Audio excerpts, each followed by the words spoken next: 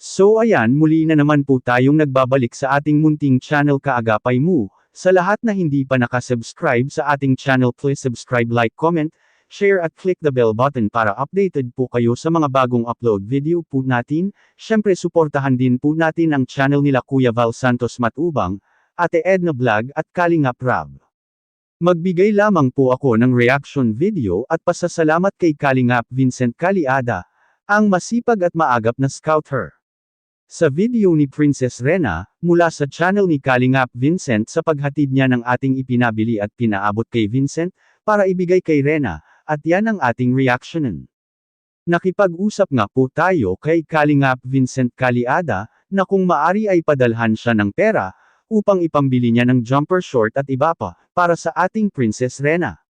Hindi naman tayo pinahiya ni Vincent at agad naman nag-oo siya, at syempre para hindi tayo ma-issue, ay nakipag-usap si Vincent kay Kalingap Rab, na nagpaalam na may pinapaabot na tulong mula sa sponsor para kay Rena, ay agad naman pumayag si Kalingap Rab.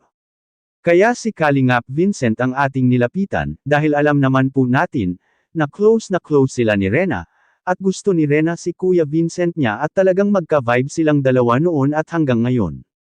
Bilang kino-content natin si Princess Rena, at bilang solid Rena supporters po ako, iparamdam natin na mahal natin siya. Sa ganitong paraan ay mabigyan po natin ng maliit na bagay, para kay Rena at mapasaya po natin siya at pasasalamat din sa kanya. So ito nga po mga kaagapay, hinatid nga po ni Kalingap Vincent ang ipinabili natin po sa kanya, upang ibigay kay Rena, at sa muling pagkikita nilang dalawang magkuya, ay talagang hindi pera nakakalimot si Rena, at talagang alam na alam niya, ang pangalan ni Vincent at hindi niya nakakalimutan, kahit madalang lang bumisita si Vincent kay Rena, kumpara kila Kalingap, Ian at Jomar. So nakita naman po natin sa mga mata ni Princess Rena, na talagang happy siya sa kanyang natanggap at pagbisita ni Kuya Vincent po niya, at bagay na bagay sa kanya ang jumper short. Palagi rin pinapaalala ni Vincent kay Rena, ang upong babae at yan naman ay sinusunod ni Rena, masunurin na talaga po siya. At habang kinakausap ni Vincent si Rena, tinanong niya ito kung ano ang pangarap niya sa buhay, ay agad sumagot si Rena gusto niya maging engineer. Good luck Princess Rena at sana mag-aral kang mabuti at magpagaling ka, at patuloy lamang po natin ipagdasal si Rena sa mabilisang paggaling niya at walang sawang pagdasal. At heto pa mga kaagapay sa palapit na kaarawan ni Rena, tinanong din kung ano ang birthday wish ni Rena, ay ang gusto daw niya ay laptop color pink.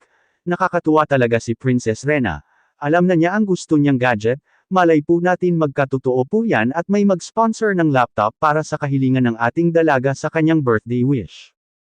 Napapabilib talaga si Kalingap Vincent kay Rena sa kanyang nakikitang malaking pag-improvement ni Rena.